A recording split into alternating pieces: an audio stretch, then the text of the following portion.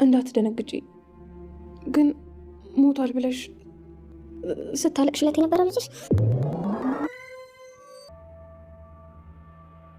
በህይወት አለ።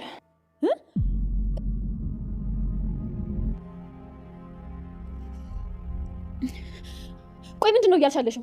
አንቺ ያምሻል እንዴ? እውነቴን ኤፍራታ ተረጋጊ፣ በደንብ ስሚኝ። ይኸውልሽ ተረጋጊ። በእርግጥ እውነት ነው ብለሽ ለመቀበል እኮ ይከብዳል አውቃለሁ። በእንደዚህ አይነት ነገር አይቀለድም። ቆይ ማነሽ? ፍላጎትሽ ምንድን ነው? እሺ በቃ ትንሽ ጠብቂኝና ላሳይሽ።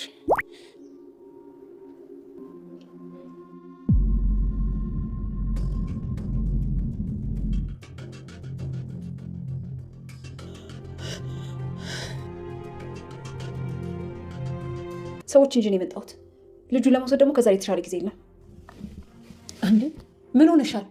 ሳልዘጋጅበት ማለት ይሄ ደግሞ ምን ዝግጅት ያስፈልገዋል? ለምሳሌ እስካሁን ድረስ የሰራሁበትን ካለቃዬ ተቀብዬ አላውቅም። 5 ሳንቲም አልወሰድኩም። እንዳይባክን አጠራቅሞ ሊሰጠኝ ነው። ሲቀጥል ደግሞ ከአንቺ ጋር በክፍያ አልተስማማንም። ከእሱ የተሻለ ክፍያ ከከፈልሽ ነው ልጁን አሳልፌ የምሰጥሽ። እንዴ ተስማምተን እኮ ጨርሰናል። ዝም ብለሽ ነገሮችን አታበላሽ። በይ ተነሺ፣ እቃዎችሽን ሰብስቢና እንሂድ። መጀመሪያ ክፍያ እንነጋገር፣ ከዛ ስለ ሁኔታዎቹ እናወራለን። ለማረጋገጫ ቅድመ ክፍያ ፈልጋለሁ።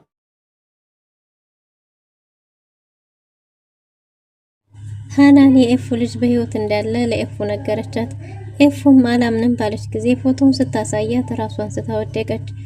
ራሷን ስታወደቀችበት ጊዜ ሀኒ በጣም ተደናግጣና ስትጮህ ስለነበር ሲመታ ምንድነው ልጅትን ያደረግሻት? ምን አርገሻት ነው ብላ ጉሮሮን አንቀታለች።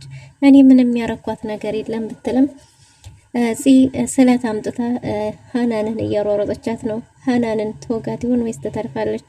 የኤፉ ልጅ ቃል ካስቀመጠበት ወይዘሮ ሎሊት መታ ወስደዋለች። ሰላም ሰላም፣ ውድና የተወደዳችሁ ውድ ቤተሰቦች እንደምን አላችሁ? በያላችሁበት የዓለም ዳርቻ ሰላማችሁ በዘት ተተረፍ ይበል እያልን በአዲስ መተናል። በቅንነት ላይክ፣ ሼር፣ ሰብስክራይብ እያደረጋችሁ ቤተሰብ አድርጉን። ሐረግ ተከታታይ ድራማ በባለፈው ክፍል እንዴት ተመለከት ነው እንግዲህ በባለፈው ክፍል እንዴት ተመለከት ነው ቃል በእንግዲነት ወደ ናታን ቤት ሄዶ ነበር። ናታን በኤፉና በቃል መካከል የሆነ ነገር የተፈጠረ ነገር አለ ብሎ ቢሰጋ ወደዛ ቤት እንግዲህ ምሳ ግብዣ አድርጎለት ምሳ ሳይሆን ሌላ ነገር ነበር የነበረው። ነገሩ ኤፉንና ቃልን ፊት ለፊት አፋጧቸው ከዚህ በፊት መተዋወቅና ለመተዋወቃቸውን ለማረጋገጥ ፈልጎ ነበር። እናም እንግዲህ ቃል ከባድ ጊዜን አሳልፎ ወደ ቤት ተመልሷል። በሌላ በኩል ደግሞ ሀናን እዚህ ጋር ሄዳ ሀናንን ተከታትላ እዛ ድረስ የሄደችው ያኔት ቃልም ሀናንም ከዛ ቤት ሲወጡ አይታለች ማለት ነው። እና ለኤፉም ለጽ ስልኳን ሰጥቻት ቢሆንም ሀናንም ስለ ያኔት በሰማች ጊዜ ጽን ስልክ ልደውል ብላ ስልኳን አጥፍታ ተመልሳ መጣ ነበር። እናም ቤት መታ ለቃል ሁሉንም ነገር ነግረዋለች። እየተከታተለቻት እንደነበረ ብዙ ነገሮችን፣ በዛ ላይ ደግሞ ቃል ከባድ ሚስጥር የያዘ ፋይል ጠፍቶበታል። ቤታቸው ገብቶ የውስጥ ማንነቱ ያልታወቀ ሰው ፋይሉን ወስዷል። ቃልም እንግዲህ ከጓደኛሽ ውጭ ሌላ ማንም ሊሆን አይችልም እያለ ነው። እናም ሀናን ሂዳ የኤፉን ልጅ ያለበትን ሁኔታ አይታ ነበር። የኤፉን ልጅ የያዘችው ሀና ጥሩ ሴት ባትሆንም ግን ደግሞ እሷ ገንዘብ ከየትኛው የተሻለ አገኛለሁ የሚለውን እያመቻቸች ነው። ከወይዘሮ ሉሊት ጋርም ስትደራደር ገኒ አይታታለች። ገኒ ብታያትም ሉሊት ምን እያሰበች ነው የሚለውን ነው እንጂ የልጅ ልጇ በህይወት መኖሩን በጭራሽ አታውቅም። ግን ደግሞ ሀናን እሷም ሴት ስለሆነች ኤፉ ማዘኗና መተከዟ ገብቷት እኔም ሴት ነኝ እኔ ብሆንስ የሚለውን ነገር አሳስባት መቼ ነው ልጇን በህይወት እንዳለ የምትነግራት? መቼ ነው የምታሳያት እያለች ነበር። ግን ደግሞ የተወሰነ ቀን ትንሽ ቀን ይቀረኛል ለራሷ ደህንነት ብዬ ነው እያለ ነው ቃል። ግን ደግሞ ቃል ዛሬ ነገ ባለ ጊዜ ሀናን እኔም እነግራታለሁ እንዲህ ስትጎዳማ እንዲህ ስትሆን አላይም ወንድሜም ሌላ ችግር ውስጥ እየገባ ነው የሚል ሀሳብ ስላደረባት ለኤፉ በማሰብ ቤቷ ድረስ ሂጄ እነግራታለሁ የሚል ውሳኔ ላይ ደርሳለች። ናታን በኤፉ ላይ መጠራጠር ጀምሯል። የልጁ መቃብር ቦታ ላይ ሄዶ ልጃቸው በመሃላቸው የነበረበትን ቀን እየተመኘና እያሰበ ነበር። አንተ በነበርክበት ጊዜ እጅግ በጣም ደስተኛና ደስ የምንል ጥንዶች ነበር፣ ፍቅራችንም ያስቀና ነበር። አሁን ግን ያ ሁሉ ቀርቷል። ከኔ ምን አጉድዬ ነው? ምን አታ ነው ከኔ ሌላ ሰው የተመለከተችው? እያለ ልጁ መቃብር ላይ ረጅም ሰዓትን ካሳለፈ በኋላ ነበር ወደ ቤት የተመለሰው። እና ይህንኑም ለኤፉ ነግሯታል። ለኤፉ በነገራት ጊዜ ኤፉ እኔ ያፌት ልጄ የሞት አይመስለኝም በህይወት ያለ ይመስለኛል እያለችው ነበር። እንደዚህ አይነት ስሜት ነው የሚሰማኝ በጭራሽ የሞት አይመስለኝም እያለች ነበር። እናም በመካከላቸው ያለውን ክፍተት ለማጥበብ እየሞከሩ ነው። ኤፉም የናታን ነገር እያሳሰባት ነው። ምን ተፈጥሮ ነው በዚህ ልክ የኔ ናታን ምን እያሰበ ነው የሚል ጥያቄ ፈጥሮባታል። ግን ደግሞ እንግዲህ ናታንም ቃልን መከታተል አለብኝ የሚል ውሳኔ ላይ ደርሷል። ምክንያቱም ከዚህ በፊት ጃኬቱን ልትመልስለት እየተከታተላት ነበር። እናም አሁኑ እሱን ስበብ በማድረግ የስራ ቦታውን አንዳንድ ቦታዎችን ጠይቆ ስለነበረ ስራ ቦታው ድረስ ሄዱ ቁጭ ብሎ እየጠበቀ ይገኛል። አቤል ከዚህ ጋር ጥሩ ጊዜ እያሳለፉ ነው። ለአቤል ጥሩ ስሜት ያለት ይመስላል። ግን ደግሞ እንደሌሎች ወንዶች እንደማይጎዳትና ጥሏት እንደማይሄድ እየጠየቀችው ነበር። አቤልም ሁሉም ነገር በራሱ ይምጣ ብሎ ቢወዳትም ግን ደግሞ እሱ እንደሌላ ሰዎች እንደማያረግ ነግሯታል። ወንድሟ በጣም መልካም ሰው እንደሆነና ሰዎችን በኩል ዓይን የሚመለከት ወንድም እንደሆነ በዚህ ቤተሰብ ውስጥ ደግሞ ምንም አይነት መጥፎ ነገር ማድረግ እንደማይፈልግ ተናግሯል። እናም እንግዲህ ሲም አመስግነዋለች። ያኔ ማንም ሰው ከጎኔ ባልነበረበት ጊዜ ፊትህን ሳታጠቁርብኝ ደከመኝ ሰለቸኝ ሳትል አብረኸኝ የነበርከው አንተ ነህ፣ አመሰግናለሁ እያለች በፍቅር ዓይን እየተመለከተችው ነው። አቤልም እየተሽኮረመመ ነበር። እነሱም እንዴ ማውራታችንም እንዴ አይኔን እያየህ አውራኝ ብለው ነበር። ግን ደግሞ አቤል ያፈጠጠው አቤል ጠፍቶ አሁን ያለው አቤል የሚሽኮረመመውና የሚፈራው ሌላ አቤል ሆኗል። ግን ደግሞ ጽና አቤል ያላቸው ግንኙነት ጥሩ ይመስላል። ዳጊ የእህቱን ልጅ እንዳለ በህይወት እንዳለ ቢያቅም ግን ደግሞ ለወይዘሮ ሉሊት ለጽ ላይ ያደረገውን ነገር ስለነገራት በዚህ ታስሮ አሁን ላይ በመጠጥ ራሱን መደበቅ ጀምሯል።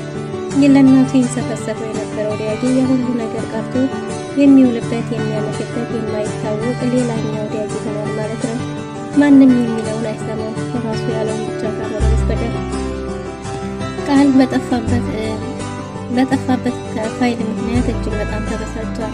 እናም ፋይል ጠፍቶኛል እዚህ ቤት የመጣ ሰው ይኖራሉ እያለ እያሰበ እየጠየቀ ባለበት ጊዜ ጠዋት ከመኝታው በተነሳበት ሰዓት አንድ ደብዳቤ አግኝቷል።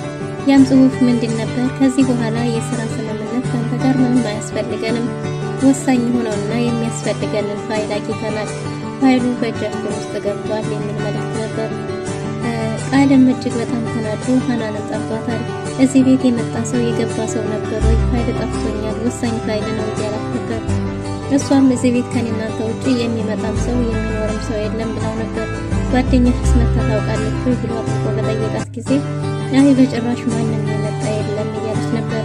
እና ታዲያ ፋይሉን ወስደነዋል ብለው እኮ ነው መልእክት ያስቀመጡልኝ እና ፋይሉ የወሳኝ ፋይል ነው። ስለዚህ ይህን ፋይል ግዴታ እነሱ እጅ ገባ ማለት በኤፉ ልጅ ላይ ሳይቀር ሌላ ችግር ይፈጠራል እያላት ነው። እናም በዚህ ጊዜ ሀናን እና ታዲያ ልጇን ለምን እንዳላት ነግራትም በህይወት እንዳለ ታውቃለች ወይስ ለምን ሳሰጣትም አታሳዝንም ወይ እያለችው ነበር። ለልጁም ሆነ ለእሷ ደህንነት ልጁ እንደዚህ ተደብቆ መቆየቱ ነው የሚሻለው። ልጁ በህይወት እንዳለ ከታወቀ ለእሷን ሆነ ጥሩ አይደለም። ትንሽ መታገስ ከዛሬ ከተጎዳችው አይስምና አሁንም ትንሽ መታገስ አለባት ይላል። ግን ደግሞ ጓደኛሽን አሁንም እንድጠሪያ ትፈልጋለሁ እዚህ ቤት እያለ ነበር። እሷ እንደዚህ አታረግም ብትልም አይ ሰውን ማመን አይቻልም፣ ከሷ ውጭ እዚህ ቤት የሚመጣ የለምና አሁኑኑ ጥሪያት፣ እሷን መጠየቅ ይኖርብናል ብሏል። ስለ ቤተሰቧ የምታውቂው ነገር አለ ቢላትም አንድ አባት ሁሌ እንዳላት የምታወራኝ አባት ብቻ ነው ብላለች። በመልክ አግኝተሽው ታውቂያለሽ ወይ ቢላትም እንደማታውቅና እሷን የምትነግራትን ብቻ እንደሆነም ተናግራለች። አየሽ ሰውን አታውቂውም ማለት ለዚህ እምልሽ ለዚህ ነው። ቀርበሽ እስካላወቅሽ ድረስ ስለሷ ማናት፣ ምንድናት፣ የምን ተልዕኮ አላት የሚለውን ነገር ልታውቂያችም። ስለዚህ አሁኑኑ ጥሪያት ብሏት ነበር። እሷም እሺ ግን ደግሞ ከዚህ በፊት አንድ የሆነ ቦታ ደርሼ ልምጣ ብላ ተነስታ ሄዳለች። ተነስታ ሄደችበት ቦታ ጽ ጋር ነበርና ጽም ስትደውይልኝ ነው የመጣሁት ብላ ከጽ ጋር ሄዳለች። ጽም ጓደኛዬ ደስ ብላት ተቀብላታለች ማለት ነው። እንዲያጋጣሚ ሆኖ እዛው ቁጭ ባለችበት ጊዜ ናታን ስልክ ደውሏል። ናታን ለኤፉ ስራ መግባት አለብኝ ብሏት ወጥቷል። ግን ደግሞ ኤፉ ደባብሯት ስለነበረ ለዚህ ደውሎ እኔ ስራ ልገባ ነው፣ ኤፉ እንደባብሯታል፣ ከኤፉ ጋር መሆን ትችያለሽ ብሎ ጠይቋታል። እሷም ደግሞ አረ እችላለሁ፣ እሺ እመጣለሁ፣ አንድ ቀጠሮ ነበረኝ ስትል እሱ ይደርሳል ብቻን ለኤፉን የላት ብሏታል። እሺ ብላ በተስማማችበት ነበር ሀናን የደረሰችውና ግን ልትሄጂ ነው ስትላት ኤፉ ጋር መሄድ አለብኝ ስትል ይቅርታ ካላስቸገርኩሽ አብረን መሄድ እንችላለን ኤፉ ዘንድ ብላት ነበር። መሄድ ፈለሽ እስቲ ቆይ መጀመሪያ ልጠይቃትና እሺ ካለች እንሄዳለን ብላታለች። የኤፉን ፍቃድ ለመጠየቅ ኤፉ ጋር እየደወለች ባለ ሰዓት ነበር አቤል የመጣው። አቤል መጥቶ ሰላም ሳይላቸው ሊሄድ ሲል እንዴ እዚህ ቁጭ ብለን ሰላም ሳትለን ልትሄድ ነበር እንዴ ባለችው ጊዜ እሱም ተቻኩሎ ስለነበረ እንዳላያቸው ነግሯታል።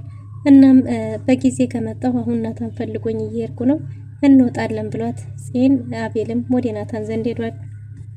ናታን የቃል ስራ ቦታ አካባቢ ሄዶ መጠባበቅ ጀምሯል። አቤልም እዛው ሄዶ ሲያገኘው እንዴ ደግሞ እዚህ አካባቢ ምን ልታረግ ነው የመጣው ለምንድን ነው ቢለውም የሆነ የሚጠብቀው ሰው እንዳለ ተናግሯል። የስራ ቦታው እዚህ እንደሆነ አረጋግጫለሁ ራሱን የነገረኝ ብዙ ሰዎችን ሲወጡ ሲገቡ እያየሁ ነው እሱን ግን እስካሁን አላየሁትም እያለ ነው። እርግጠኛ ነህ ግን ያን ያህል አስፈላጊ ሰው ሆኖ ነው ቢለውም አዎ ወሳኝ ሰው ነው እሱን ዛሬ ማግኘት አለብኝ ከቤት ስመጣም ለኤፉ ስራ ነኝ ብያት ነው እያለ ነበር። እናም ለረጅም ሰዓት ቆመው ቢጠብቁም ቃል ሊወጣ አልቻለም ማለት ነው። ቃል በጠፋበት ፋይል ምክንያት ተበሳጭቶ ቤት ውስጥ እየፈለገ ነው። ስራ ቦታም አልመጣም። የኤፉን ልጅ የያዘችውም ሀና ደውላለት ገንዘብ እንደሚያስፈልጋት ተናግራ ነበር። ሀና በልጁ እየተደራደረች ነው። ከወይዘሮ ሌሊት ይሻለኛል ወይስ ከቃል የትኛው የተሻለ ይከፍለኛል እያለች እያመነታች ባለበት በቅርብ ጊዜ ያስገባላት ቢሆንም ገንዘቡን ግን ደግሞ ብድር ስለነበረብኝ አልበቃኝም ብላ ተጨማሪ ክፍያ ጠይቀዋለች።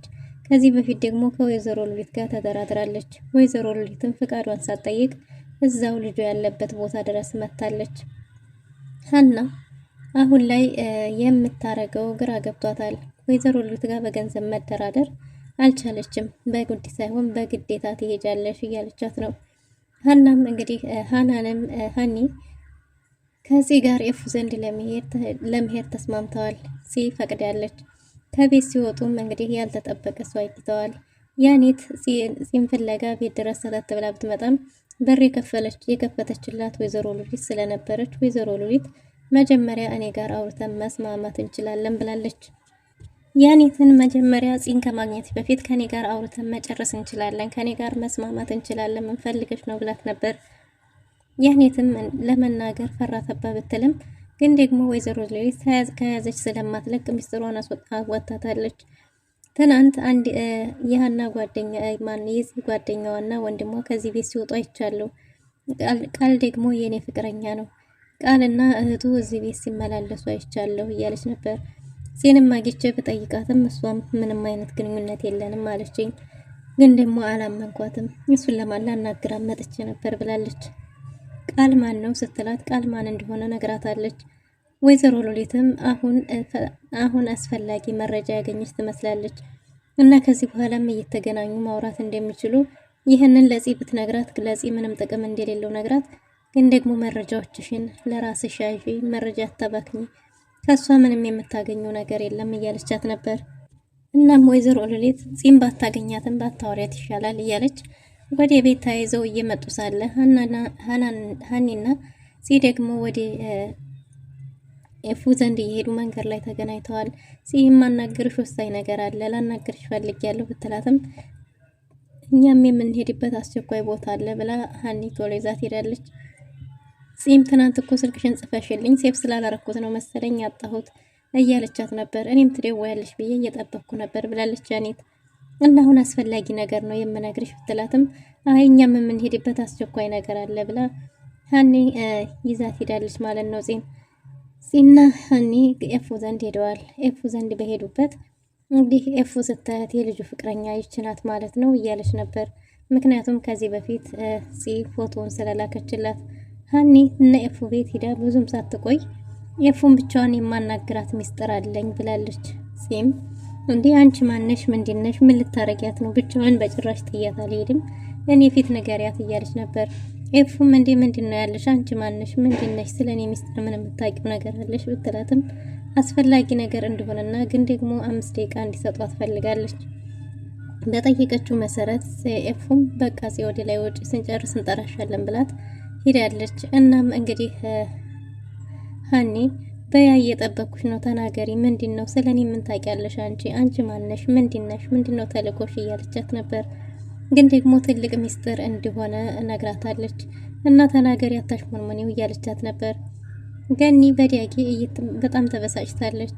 አሁን ደግሞ ይባስ ብሎ መጠጥን በእጁ ይዞ መጥቷል። ዲያጌ የት እንደሚውል ከማን ጋር እንደሚውል አይታወቅም።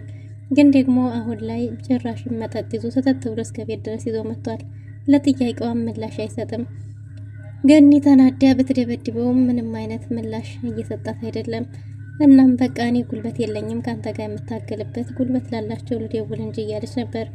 እሱም የፈለግሽውን ነገር አድርጌ አትጨቅጭቅኝ እያለ መልስ መስጠትም ጀምሯል። በሌላ በኩል ሀኒ ለኤፉ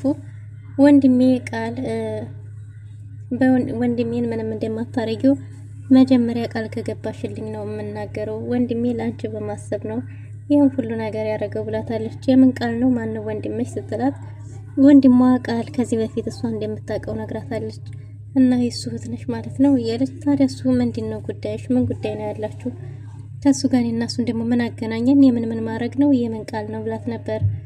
ላንቺ ብሎ ነው እያለቻት ነበር። ልጅሽ ሞቶብሽ ሀዘን ላይ ነበርሽ አይደል ብትላትም እሱ ምን አገባሽ? ምን ይመለከትሻል? አንቺ ስለኔ ምን ምታውቂያለሽ? ብላት ነበር። አይ እሱማ አሁን የምነግርሽን ለመስማት ራስሽን አዘጋጂ፣ ልጅሽ በህይወት አለ አልሞተም ስትላት በጭራሽ አላምንሽም ውጭልኝ እያለቻት ነበር። ግን ደግሞ እሺ እኔ ጋር መረጃ አለኝ ብላለች።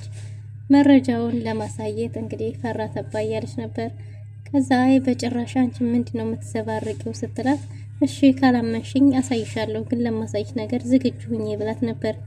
በሌላ በኩል አቤልና ናታን እየተጠባበቁ ነው። እናም እንግዲህ ሲጠባበቁ ቃል ባለመውጣቱ ለቃል ደውሎለት ናታን ከቤት ለስራ እንዳልወጣ ነግሮታል። ከቤት ስራ ሳይወጣ ነው እዚህ የምንጠብቀው፣ ወደ ቤት እንሄድ፣ ኤፉ ስራ ሄድኩ ብዬ ዋሽቻት ነው የመጣሁት ብለው አቤልና ናታን ወደ ቤት ተመልሰዋል። ወይዘሮ ሉሊት የኤፉ ልጅ ያለበት ቦታ ድረስ ሄዳለች። ሀናን ሳንስማማ በገንዘብ ሳንነጋገር በዛ ላይ ደሞዜን ሳልወስድ እንዴት ትመጫለሽ ብትላትም እሷም ደግሞ የፈለገችውን ማድረግ እንደምትፈልግና ሁሉንም ስምምነት እንደጨረሱ ከዛሬ የተሻለ ሌላ ቀን የለም ብላ ወይዘሮ ልግግም ብላለች። ግን ደግሞ በገንዘብም ሳንስማማ እግሬን አላነሳም ብትልም ሀናም ወደሽ ነው ተገደሽ ትሄጃለሽ እያለች ነው ወይዘሮ ሉሊት። በሌላ በኩል ሀናን ለኤፉ የልጇን ፎቶ አሳይታታለች። ኤፉ ልጇን ባየች ጊዜ ራሷን ስታወድቃለች። ሀናን ለማንሳት ስላልቻለች ወደዛ ብትላት ወደዚህ ልትነቃላት ስላልቻለች ስጮህ ፂ መታለች ማለት ነው። ፂ ምን አርገሻት ነው ብላ ሀኒን ጉሮሯን አንቃታለች። ሀኒ ምንም እንዳላረገቻት ብትነግራትም ፂ ልታምናት አልቻለችም። በስተመጨረሻም ፂ ስለት ይዛ ሀኒን እያሯሯጠቻት ነው። ፂ ሀኒን ተወጋት ይሆን ወይስ ማን ሊደርስ ይችላል የሚለውን በቀጣይ ክፍል ይዘን እንመጣለን። ለዛሬ ነበረን ቆይታ ይመስል ነበር። መልካም ጊዜ